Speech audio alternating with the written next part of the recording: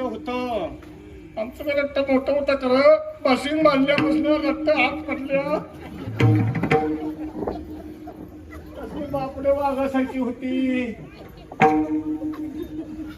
तुम्ही त्यांना बारीक केला असं काय तुम्ही लगेच समजू नका. घाबरतय. जातो म्हटल्याबरोबर घाबरतय. एवढा मोठा शाहू महाराज त्या डोंगरावर खाली येत होते आणि त्यांना टांगा होता कसला 2 घोडीच पाहिजे आणि सायकलच्या टायरीसारखे 2 चाक.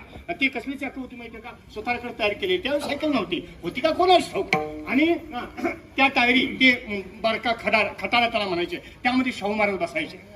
6 ते 7 माणसं बसत होती. एवढी जागा एवढी बैलगाडी मोठी होती. 2 घोडीच पाहिजे.